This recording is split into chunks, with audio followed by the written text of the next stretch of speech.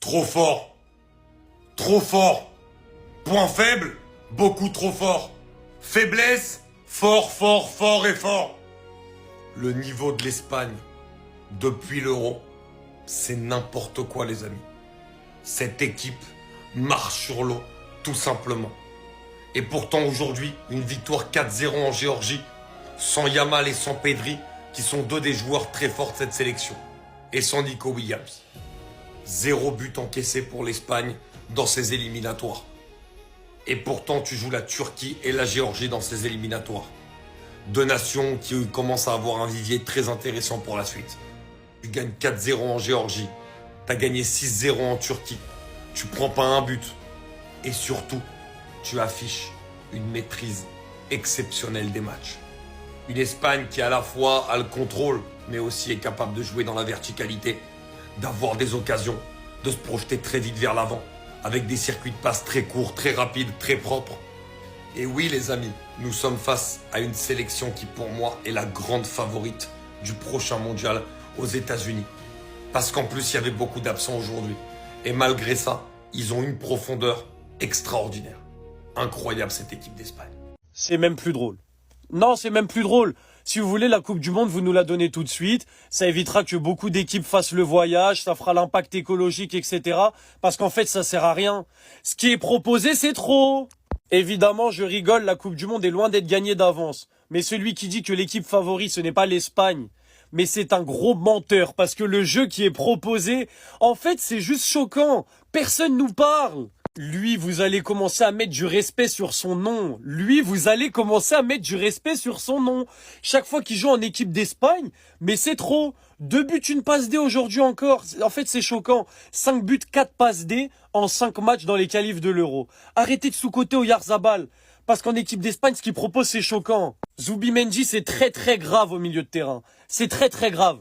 Ce qu'il a proposé aujourd'hui, encore une fois, avec Fabian, au milieu de terrain, c'est juste une dinguerie. En fait, même quand notre équipe est remaniée, on foudroie tout le monde. Pedri pas là, Yamal pas là, Rodri pas là, Nico Williams pas là. C'est le même tarif.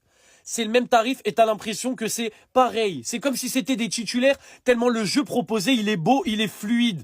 En fait, vous vous rendez pas compte comment c'est une dinguerie qu'une sélection qui joue presque jamais ensemble arrive à aussi bien se trouver. En fait, c'est choquant. 5 matchs joués, 19 buts marqués, 0 but encaissé. C'est ce qu'on appelle la meilleure nation du monde. Voilà, je pense que la Coupe du Monde, nous sommes les grands favoris. Voilà, si on joue comme on joue d'habitude, personne nous parle et personne peut aller nous battre en 90 minutes, c'est impossible.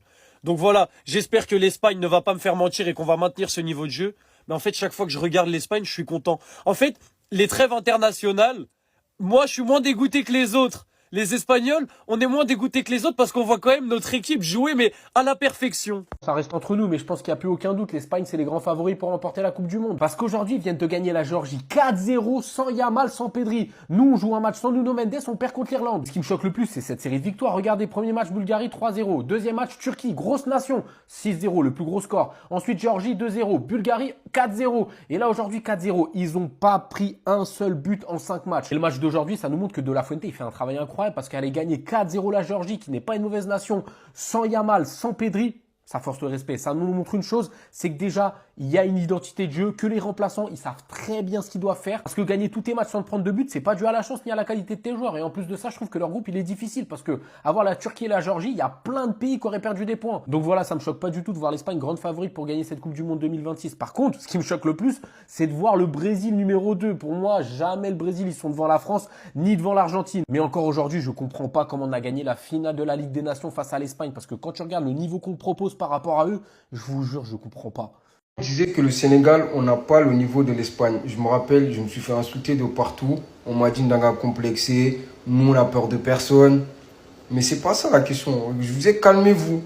Là, c'est l'Espagne de Lamine Yamal. Vous avez vu ce soir, on a affronté le Brésil. Déjà, première mi-temps, là, on s'est fait balader, on s'est fait manger. Mais imaginez-vous là, on aurait joué contre eux. Contre lui, là, son équipe, lui à lui. Nico Williams, les Pedri Gonzalez. Regardez la stat déjà sur les 30 derniers matchs. C'est un truc de fou. En plus, là, Yamal, il n'est pas là. Nico Williams, il n'est pas là. Il leur manque voilà les joueurs. Malgré ça, ils ont tabassé encore. Voilà, ils ont encore tabassé. Ils ont gagné 4-0 là, leur dernier match à l'extérieur contre la Géorgie. 5 matchs, 5 victoires, 19 buts marqués, 0 encaissé. 0 encaissé. Ils font du football total, mais ils arrivent à bien défendre. C'est ça en fait l'Espagne. Ils allient les deux. Non, c'est une dinguerie. Vous êtes... Toujours vous pensez qu'on peut les taper si on les affronte? Non les gars, soyons réalistes. Franchement, on aurait mangé combien ce soir si on les aurait affrontés? Voilà, des fois il faut être honnête avec soi-même. C'est important.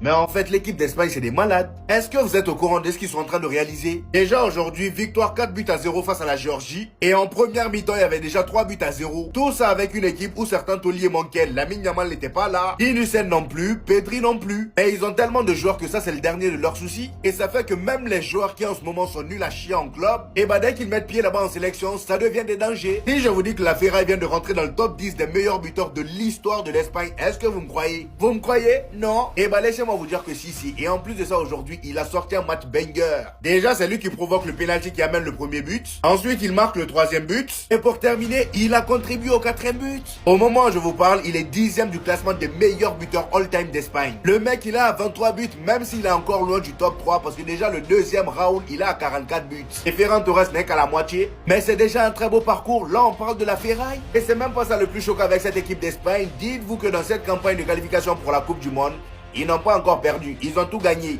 Même match nul, ils n'ont pas fait. C'est le genre d'équipe qui ne connaît pas de match nul. Ils font que gagner. Et encore une fois, comme si c'était pas déjà suffisant, dites-vous que dans cette campagne de qualification, les mecs, ils ont marqué en tout 19 buts et ils ont encaissé 0 buts. 19 buts marqués et 0 buts encaissés. 19 buts en 5 matchs seulement. 5? Non, c'est trop. De La Fuente voulait nous faire croire qu'il avait besoin d'un gamin sous pubalgie. Regardez juste l'Espagne, les gars, c'est pas normal. Les gars, c'est pas normal. Ils corrigent, ils tapent tout le monde, sans même être au complet. 4-0 aujourd'hui face à la Géorgie chez eux.